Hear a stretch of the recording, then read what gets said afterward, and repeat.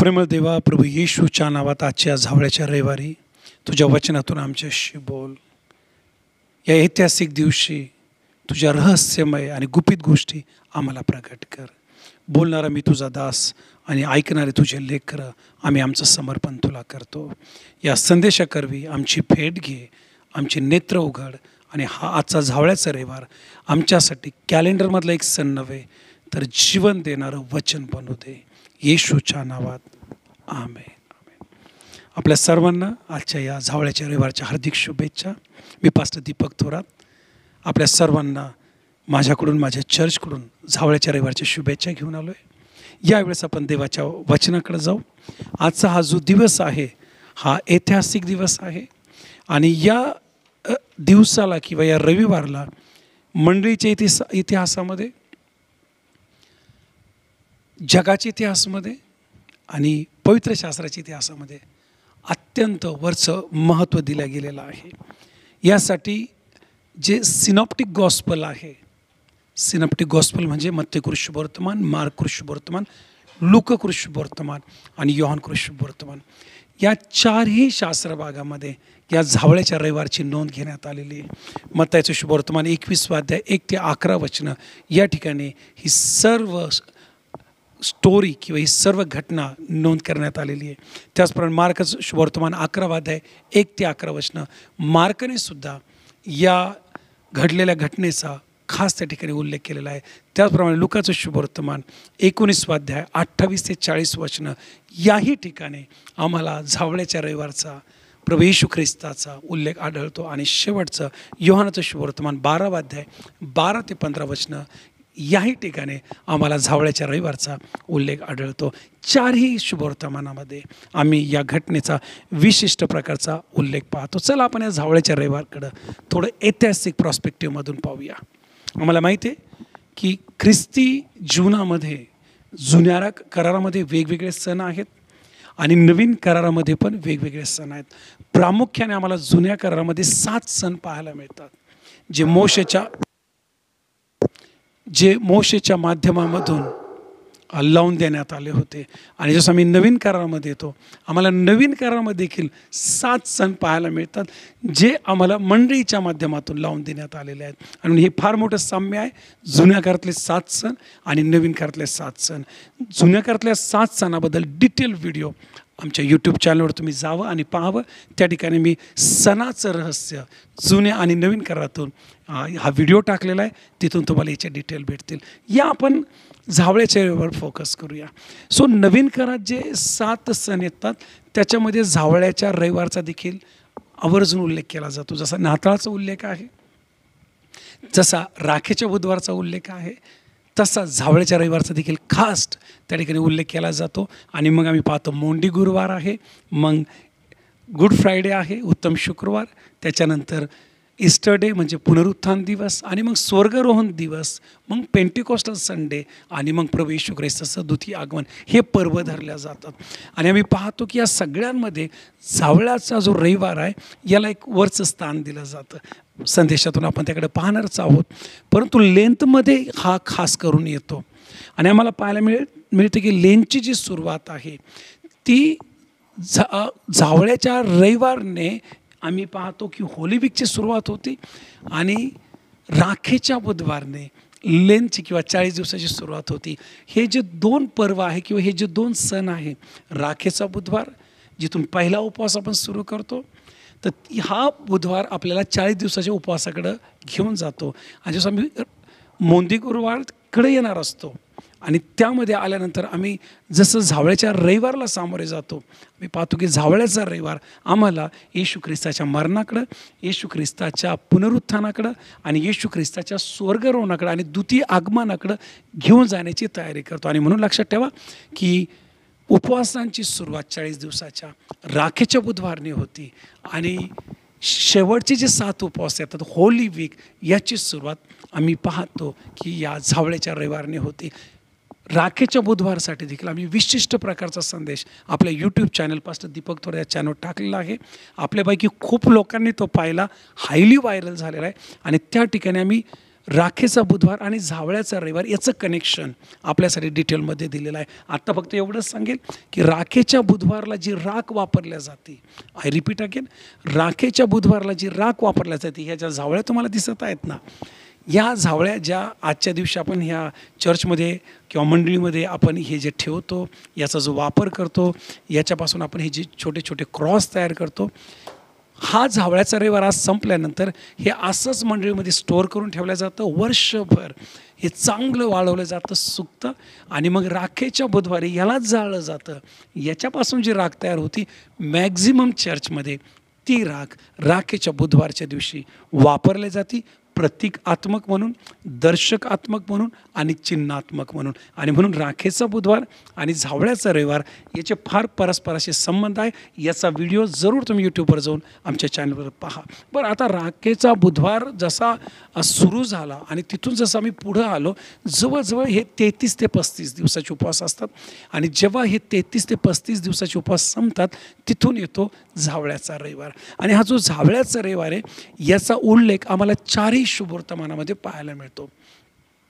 पवित्र शास्त्रातून याच्याबद्दलचे सखोल रहस्य याला आपण पुढे पाहूया, परंतु याला ऐतिहासिक प्रॉस्पेक्टिव्हमधून देखील आपण पाहूया, मंडळीच्या इतिहासामधून, शतकांमधून.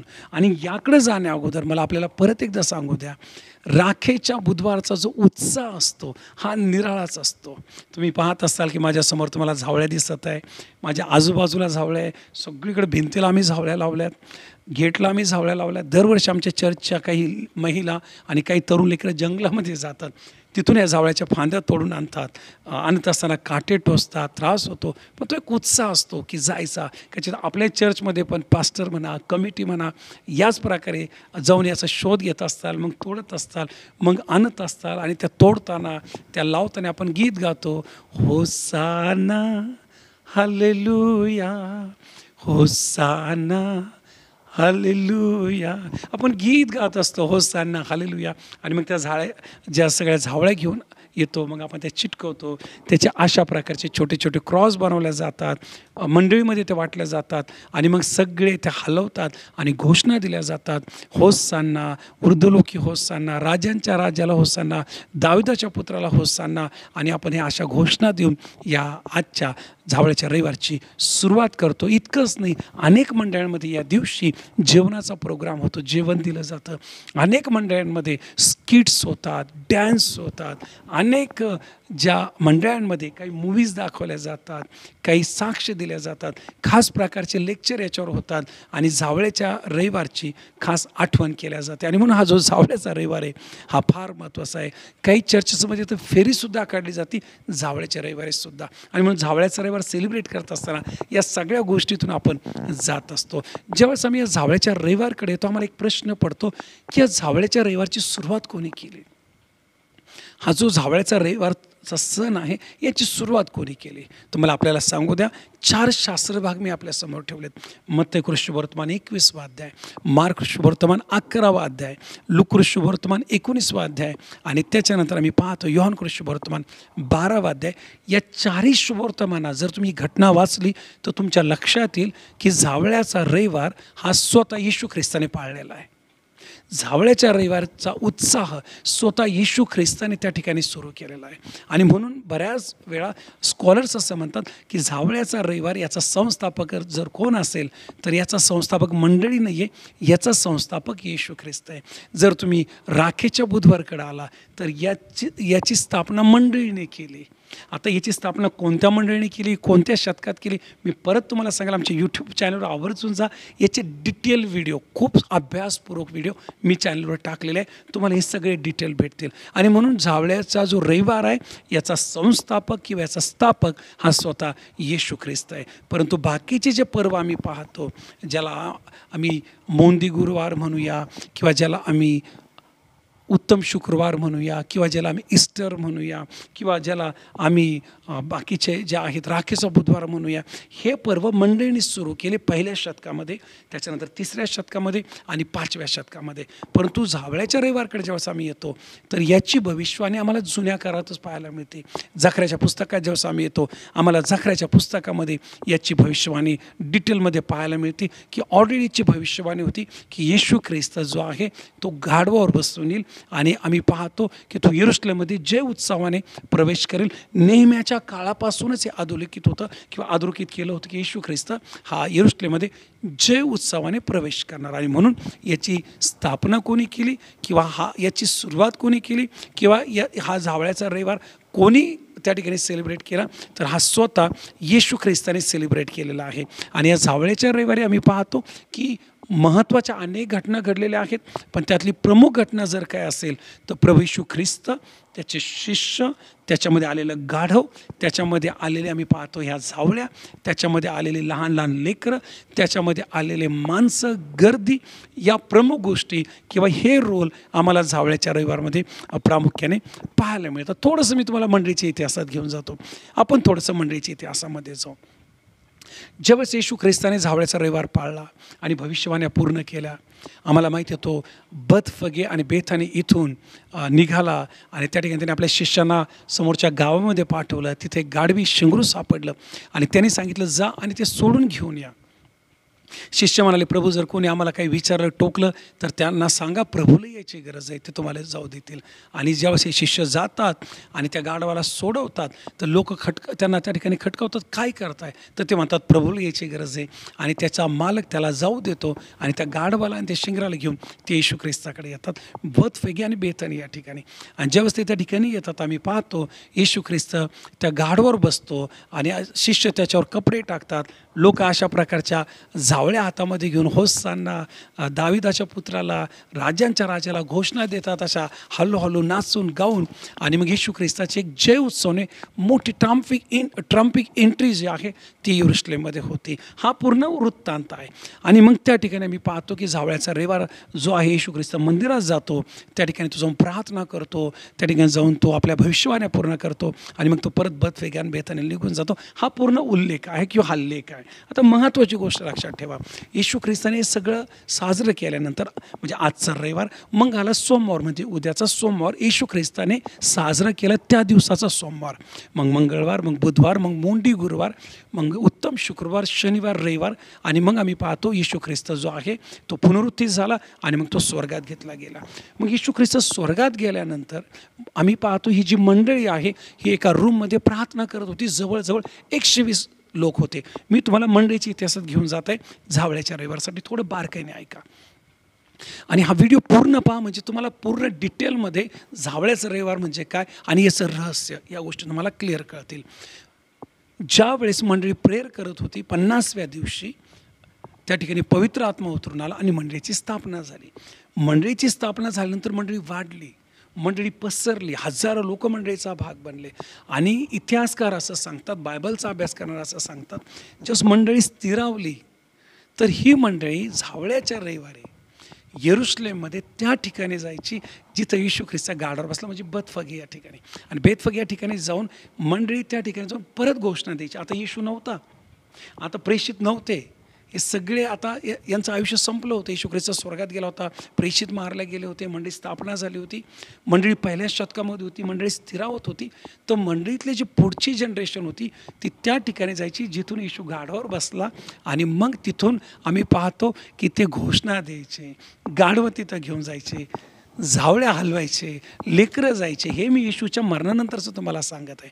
आणि घोषणा देऊन तिथून चालत चालत यरूशलेमच्या मंदिरापर्यंत जायचे आणि त्या ठिकाणी जाऊन ते त्या प्रकारे यरूशलेमच्या मध्ये जाऊन हा दिवस साजरा करायचे. हे झालं पहिल्या शतकातलं. जेव्हा दुसरं आणि तिसरं शतक आलं, 3ऱ्या शतकामध्ये तर हा ऑफिशियल ठरला हा दिवस. आणि या दिवसाचा निर्णय घेण्यात आला की संपूर्ण जगाने जावळ्याचा रविवार पाळावा. आणि तेव्हा मंडळी जी आहेत 3ऱ्या शतकामध्ये जगात पसरली होती. आफ्रिका खंड, युरोप खंड, एशिया खंड, सगळ्या खंडांमध्ये मंडळीचा प्रसार झाला होता आणि मोठे मोठे बिशप उभे राहिले होते. सगळीकडे आता ख्रिस्ती समाज पसरला होता. आणि म्हणून जेव्हा जावळ्याचा रविवार यायचा किंवा होली वीक यायची, जगातून लोक यरूशलेमला यायचे. संपूर्ण जगातून 7 दिवसासाठी. आजही लोक जातात या दिवसामध्ये, आजही लोक 7 दिवस यरूशलेममध्ये जाऊन याला सेलिब्रेट करतात. सो सर्व जगातून लोक यायचे आणि तुम्हाला माहिती काय व्हायचं, यरूशलेमच्या प्रत्येक गल्ल्याबोळ्यातून ते एक फेरी काढायचे आणि घोषणा द्यायचे. काय घोषणा? होसान्ना राजांच्या राजाला, होसान्ना येणाऱ्या दाविदाच्या पुत्राला, धन्यवाद. तसं या घोषणा निघायच्या पूर्ण गल्ल्याबोळ्यातून आणि ते चालत चालत चालत चालत बेतफगे इथं जायचे आणि तिथं घोषणा देऊन तिथं गीत गाऊन गीत गायचे, तिथं आराधना करायचे आणि तिथून ते जैतुनाच्या डोंगरावर जायचे. लक्षपूर्वक ऐका. आणि मग ते सगळे जैतुनाच्या डोंगरावर गेल्यावर संध्याकाळी त्या ठिकाणी भक्ती करायचे आणि त्या ठिकाणी या झावळ्याच्या रविवारचा ते शेवट करायचे. कारण बायबल सांगतं येशू ख्रिस्त त्याच डोंगरावरून स्वर्गात घेतला गेला होता. आणि म्हणून ही सगळी परंपरा किंवा अशा आठवणी या झावळ्याच्या रविवारमध्ये आम्हाला मंडळीच्या इतिहासामध्ये पाहायला मिळतात. आणि मग जसं जसं मंडळीचा इतिहास पुढं सरकला, 5वं शतक, 8वं शतक, मग 10वं शतक, तर आम्ही पाहतो मेनलाईन चर्चेस, ऑर्थोडॉक्स चर्चेस, कॅथोलिक चर्चेस याच्यामध्ये झावळ्याचा रविवार हा एक सण म्हणून कॅलेंडरमध्ये ॲड केला. पहिल्या शतकात झावळ्याचा रविवार हा कॅलेंडरमध्ये नव्हता. पहिल्या शतकामध्ये गुड फ्रायडे पण कॅलेंडरमध्ये नव्हतं. याच्यावर पण आम्ही व्हिडिओ केलेले आहेत. पास्टर दीपक थोरात यूट्यूब चॅनलवर जाऊन तुम्ही ते चेक करा. हे कितव्या शतकात आले, कोणी आणले, याची पण डिटेल आम्ही व्हिडिओमध्ये टाकलेले आहे. परंतु महत्त्वाची गोष्ट की जशी मंडळी एका शतकातून 5व्या शतकातून 10व्या शतकातून 15व्या शतकात गेली, हळूहळू झावळ्याचा रविवार हा एक जागतिक उत्साह बनला. आणि आजच्या दिवसांमध्ये आम्ही पाहतो पेंटिकॉस्टल चर्च असो, मेनलाईन चर्च असो, कॅथोलिक चर्च असो, कॅरिझमॅटिक चर्च असो या ऑर्थोडॉक्स चर्च असो, सगळीकडं या झावळ्याच्या रविवारचा जोमाने आणि उत्साहाने सेलिब्रेट केला जातो. काही देशांमध्ये झावळ्याचे झाडं नाही आहेत, तर त्या ठिकाणी या झावळ्याच्या ऐवजी काही ठिकाणी नारळचे झाडं, फुलांचे झाडं, वेगवेगळे जे याच्यासारखे दिसणारे पाम ट्रीसारखे दिसणारे झाडं आहे ते वापरले जातात आणि त्याच्या फांद्या यूज करतात. का जर तुमच्या एरियामध्ये किंवा तुमच्याकडे या झावळ्या नसतील तर तुम्ही देखील नारळाच्या असतील किंवा इतर ज्या फांद्या आहेत त्या वापरू शकता आणि त्या प्रकारे तुम्ही याचा आनंद आणि उत्साह घेऊ शकतात. चला आता आपण थोडंसं पवित्र शास्त्रामध्ये जाऊया. पवित्र शास्त्रात जेव्हा आम्ही येतो तर या ठिकाणी आम्हाला जो हा झावळ्याचा रविवार आहे, या झावळ्याच्या रविवारची एक विशिष्ट गोष्ट पाहायला मिळते की हा जो झावळ्याचा रविवार आहे हा येशू ख्रिस्ताने साजरा केलेला आहे. आणि तुम्ही जर याचा मेन उद्देश पाहिला झावळ्याच्या रविवारचा, तर येशू ख्रिस्ताने हा याच्यासाठी साजरा केला की येशू ख्रिस्ताला एक क्लिअर मेसेज मंडळीला आणि संपूर्ण जगाला द्यायचा होता. आणि तो क्लिअर मेसेज होता की येशू ख्रिस्त हा राजांचा राजा आहे. ज्यावेळेस मी हा शब्द बोलत आहे येशू ख्रिस्त हा राजांचा राजा आहे, तुम्ही हा व्हिडिओ पाहत असताना आम्हाला कमेंटमध्ये टाईप करू शकता हा राजांचा राजा आहे. तुम्ही देखील विश्वासाने म्हणू शकता येशू ख्रिस्त हा राजांचा राजा आहे. स्वतः येशू ख्रिस्ताने झावळ्याचा रविवार घडून आणला होता. स्वतः येशू ख्रिस्ताने शिष्यांना गाढव सोडण्यासाठी पाठवलं होतं. स्वतः येशू ख्रिस्ताने या सगळ्या गोष्टी होऊ दिल्या. तुम्ही पहा, जेव्हा लेकरं घोषणा करत होते, लोक घोषणा करत होते, नगर दुमलं होतं. बायबल सांगतं शास्त्री पुरुष येशूला म्हटलं की यांना गप्प कर, किती गोंधळ घालतात. येशूने म्हटलं हे जर गप्प राहिले आज तर धोंडे ओरडतील. म्हणजे येशू ख्रिस्ताला तो जयघोष त्या ठिकाणी पाहिजे होता, त्या झावळ्या तिथं पाहिजे होत्या. त्या सर्व त्या ठिकाणी होणारे होसान्ना राजांच्या राजाला, दाविदाच्या पुत्राला, या सगळ्या घोषणा येशू ख्रिस्त स्वीकारत होता. येशू गाढवावर बसला आणि येशूने यरूशलेममध्ये जय उत्सवाने एंट्री केली. आत्तापर्यंत हा येशू प्रत्येकाला सांगत होता, जर तो आंधळ्याला बरं करत होता, जर तो मेलेला जिवंत करत होता, जर तो मुक्यांना वाचा देत होता, त्यांना एकच सांगायचं कोणाला सांगू नका, हे गुपित ठेवा. पण पहिल्यांदा असं घडत होतं की येशू ख्रिस्त उघडपणे लोकांसमोर येत होता. माहिती आहे का? त्याला हा क्लिअर मेसेज द्यायचा होता की तो राजांचा राजा आहे. आणि आम्हाला पाहायला मिळतं, ही गोष्ट आपण देखील लक्षात घेतली पाहिजे की येशू ख्रिस्त हा राजांचा राजा आहे. जगात राजे आहेत, परंतु हा जगाचा फक्त राजा नाही, तर हा जगाचा, स्वर्गाचा आणि संपूर्ण विश्वाचा राजा आहे. हा मेसेज या झावळ्याच्या रविवारी आम्ही येशू ख्रिस्ताच्या या झावळ्याच्या रविवारी पाहतो किंवा आम्हाला हा पाहायला मिळतो. अजून एक महत्त्वाची गोष्ट आम्ही या ठिकाणी जी पाहतो की सर्व अधिकार येशू ख्रिस्ताकडे आहेत. मत्तेकृष्ण वर्तमान 28 अध्याय आणि 18 वचनाच्या पुढे जर तुम्ही वाचलं तर तुमच्या लक्षात येईल येशू ख्रिस्त आपल्या शिष्यांना अधिकार देत आहे, कारण सगळे अधिकार त्याच्याकडे आहेत. आणि म्हणून या दिवशी त्याने आपले अधिकार घोषित केलेले आहे.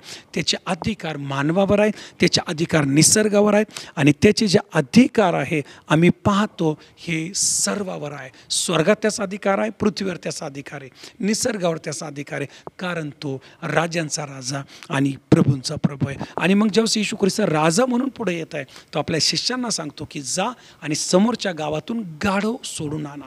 लक्षपूर्वक आहे का? शिष्यांना तो एक छोटीशी कामगिरी देत आहे. काय करायचं आहे?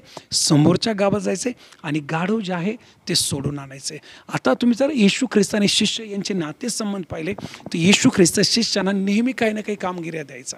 कधी भाकरी आणायला पाठवायचं, कधी त्यांना वेगवेगळ्या गावामध्ये पाठवायचा, कधी 2-2 जण पाठवायचा.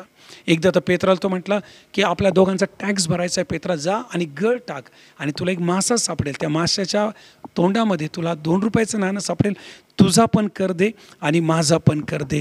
ज्यावेळेस वलांडन सण होता किंवा प्रभू भोजन द्यायचं होतं मोंदी गोरवर, तेव्हा पण त्याने शिष्याला सांगितलं की समोरच्या गावात जा, त्या ठिकाणी एका माडीवर जा, तयारी करा, एक माणूस तुम्हाला दिसेल घागर घेऊन चाललाय, त्याला फॉलो करा. म्हणजे वेगवेगळ्या कामगिऱ्या येशू ख्रिस्त आपल्या शिष्यांवर टाकायचा.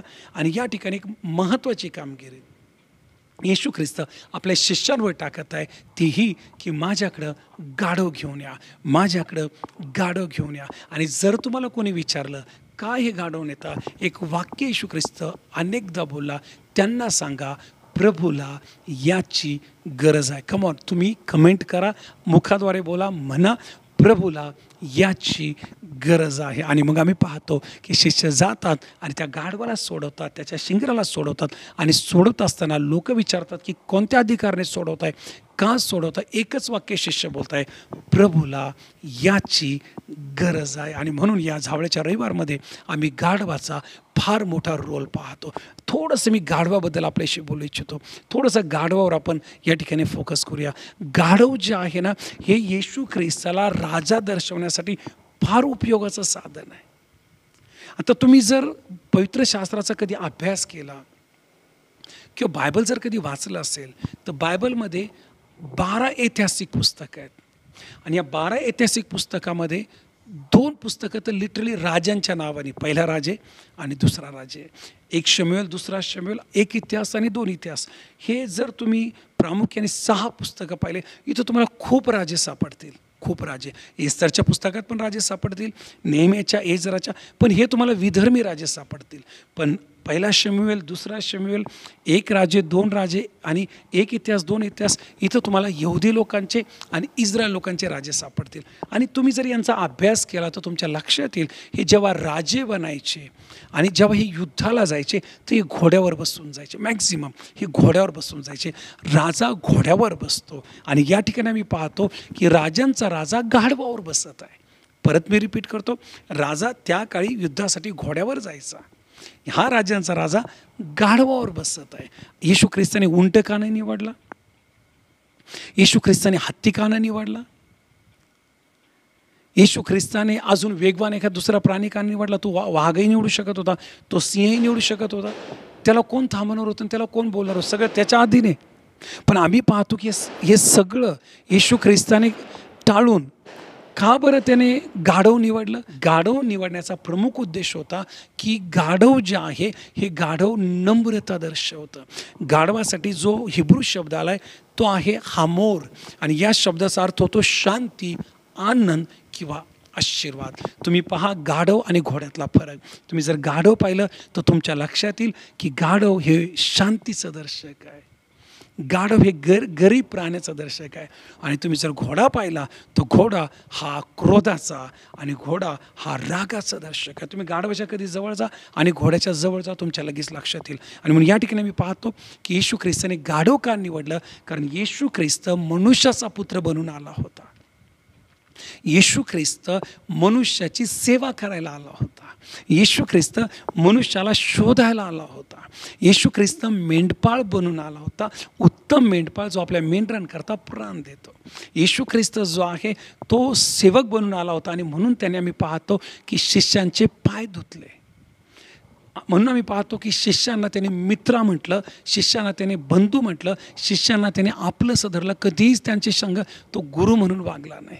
कारण येशू ख्रिस्त हा सेवा करायला आला होता. लोकांनी त्याला शिव्यागाळ्या केल्या, लोकांनी त्याला बेइज्जत केलं, लोकांनी त्याला हाणलं मारलं, तरी देखील त्याने तोंड उघडलं नाही. उलट तो म्हटला, हे बापा यांना क्षमा कर, हे काय करतात त्यांना कळत नाही. कारण येशू ख्रिस्त हा नम्र बनून आला होता. येशू ख्रिस्त हा सेवा करण्यासाठी आला होता.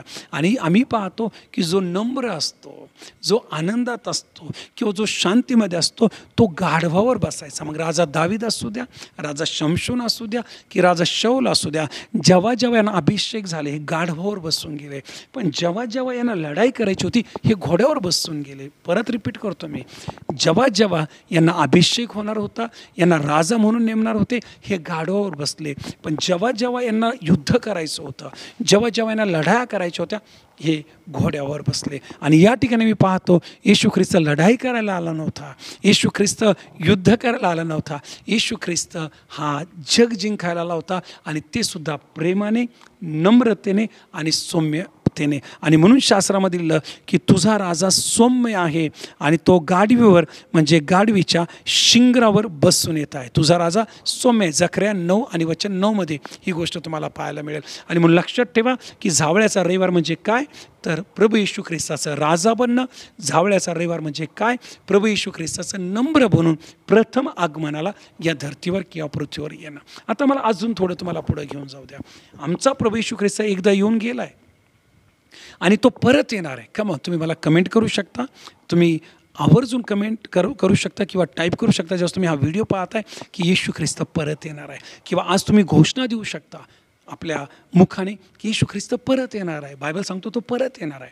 आणि लक्षात घ्या, जेव्हा तो परत येणार आहे तो गाढवावर बसून येणार नाही. जेव्हा तो पहिल्यांदा आला तो गाढवावर बसून आला, पण आता जेव्हा तो परत येणार आहे तो गाढवावर बसून येणार नाही. तुम्हाला सांगतील का तो कशावर बसून येणार आहे? काय लिहिलं प्रकटीकरणाच्या पुस्तकात? तो घोड्यावर, बरोबर बोलले, तो घोड्यावर बसून येणार आहे. तो घोड्यावर बसून येणार. आणि मी तुम्हाला सांगितलं की पूर्वीच्या काळी जेव्हा राजाचा अभिषेक व्हायचा तर तो गाढवावर बसायचा, पण राजा जेव्हा युद्धाला जायचा तो घोड्यावर बसायचा. प्रियजन हो, आज आपण झावळ्याचा रविवार सेलिब्रेट करत आहोत. मी आपल्याला आव्हान करेल, लक्षात ठेवा, आज आम्ही गाढवावर बसणाऱ्या येशू ख्रिस्ताचा सण साजरा करत नाही आहे, तर आज आम्ही घोड्यावर बसून परत येणाऱ्या येशू ख्रिस्तासाठी स्वतःला साजरा करत आहोत. मी आपल्याला चॅलेंज करेल, आजचा झावळ्याचा रविवार कॅलेंडरमधला झावळ्याचा रविवार होऊ देऊ नका. आजचा झावळ्याचा रविवार हा रूढी आणि पिढ्यांचा झावळ्याचा रविवार होऊ देऊ नका. आजचा झावळ्याचा रविवार राजांच्या राजासाठी जो परत येणार आहे, आम्हाला घेण्यासाठी, आमचा न्याय करण्यासाठी. जर आम्ही त्याच्या मार्गावर आहोत तर आम्हाला मुकुट देण्यासाठी, आणि जर आम्ही मार्ग भटकलेलो आहोत तर तो आता घोड्यावर बसून येत आहे. आता त्याच्या हातामध्ये मेंढपाळाची काठी नसेल, आता त्याच्या हातामध्ये आकडी आणि काठी नसेल. आता तुम्ही हे नाही म्हणू शकत की तो माझा मेंढपाळ आहे आणि त्याची आकडी आणि काठी मला धीर देते. No no no.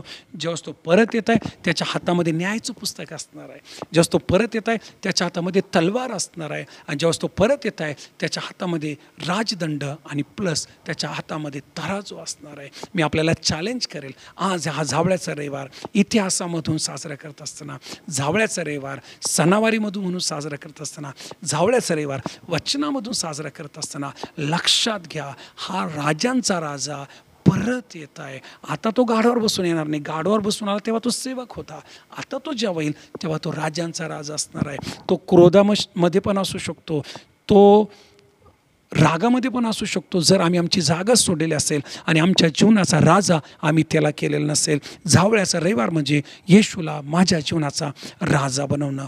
होसांना म्हणणं म्हणजे हे प्रभू माझ्यावर दया कर आणि तू माझ्यावर कृपा कर असं म्हणणं, आणि त्याचा गजर करणं, त्याला धन्यवाद देणं म्हणजे येशूचा राजा म्हणून आपल्या जीवनामध्ये वैयक्तिक तारणारा म्हणून स्वीकार करणं. मी आपल्याला आव्हान करतो, बंद करण्या अगोदर आजचा झावळ्याचा रविवार सेलिब्रेट करत असताना आपल्या पूर्वजांनी जी मेट आम्हाला लावून दिलेली आहे, आपल्या पूर्वजांनी ज्या रूढी आणि परंपरा आम्हाला लावून दिलेल्या आहे, पवित्र जीवन जगण्याचा, प्रेषितांचा मत अंगीकार, पापापासून दूर राहण्याचा, जगिकतेपासून दूर राहण्याचा, प्रभूचं भय धरण्याचा, आणि ज्या प्रकारे हे गाढव प्रभूसाठी उपयोगात आलं, त्या प्रकारे तुम्ही आणि मी देखील त्याच्यासाठी उपयोगात यावा, यासाठी हे जीवन आहे. आणि आजचा झावळ्याचा रविवार आपण सेलिब्रेट करत असताना आपलं समर्पण प्रभूला करूया, आपलं जीवन प्रभूला देऊया. जर आपण पाळक असाल, जसं शिष्यांनी गाढवाला सोडवलं, तसे अनेक लोक आहेत जे आज बंधनामध्ये आहेत, ज्यांना शैताने कुठं ना कुठं बांधवलेलं आहे. आपल्याला सोडण्याची गरज आहे. जसं शिष्यांनी त्यांना त्या गाढवाला झाकलं, असे अनेक लोक शैतानाने उघडे केलेले आहेत, नागडे केलेले. आम्हाला त्यांना तारणाच्या वस्त्राने झाकण्याची गरज आहे. ज्या प्रकारे लोकांनी ह्या जावळ्या घेऊन हलवल्या आणि येशू ख्रिस्ताला राजांचा राजा म्हणून स्वीकारलं, गाढवावर बसून येणाऱ्या येशूला, त्या प्रकारे आपल्याला देखील आपल्या काळामध्ये मी, माझं घरानं, माझे आप्तजन हे स्वीकारायचं आहे की येशू ख्रिस्त हा राजांचा राजा आहे. आणि शेवटची गोष्ट हे कधीच विसरू नका की जेव्हा तो परत येणार आहे, तो गरीब असेल, तो खूप नम्र असेल, तो खूप ममताळू असेल. हा एक भाग झाला आहे ज्याचा आपण फायदा घेतो. आता दुसरा भाग असणार आहे, तो ज्यावेळेस येईल तो राजा म्हणून येणार आहे, तो तलवार घेऊन येणार आहे आणि तो न्याय पण करणार आहे. हा झावळ्याचा रविवार साजरा करत असताना आपलं समर्पण त्याला करू, आपलं जीवन त्याला देऊ. एखादी जर त्याला न आवडणारी गोष्ट आहे, एखादी जर घाणेरडी गोष्ट आहे, एखादं जर गुपित पाप आहे, किंवा हे शरीर आम्ही शैतानाच्या अधीन केलं असेल, जगाच्या अधीन केलं असेल, या मी आपल्याला आव्हान करतो, त्याला राजा म्हणून स्वीकारा. त्याला होसाना जर म्हणायचं आहे, प्रभूच्या नावाने येणारा धन्यवादी जर म्हणायचं आहे, तर आपलं जीवन त्या गाढवाप्रमाणे,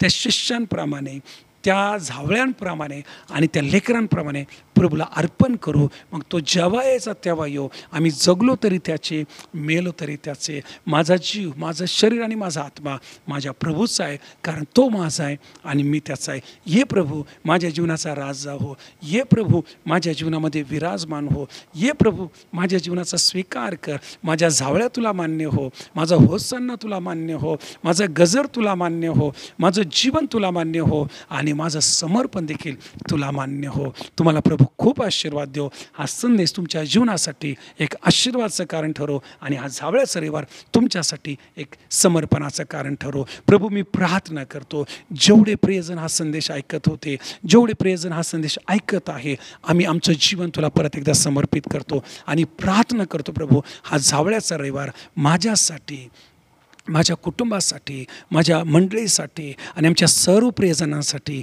समर्पणाचं कारण ठरू दे.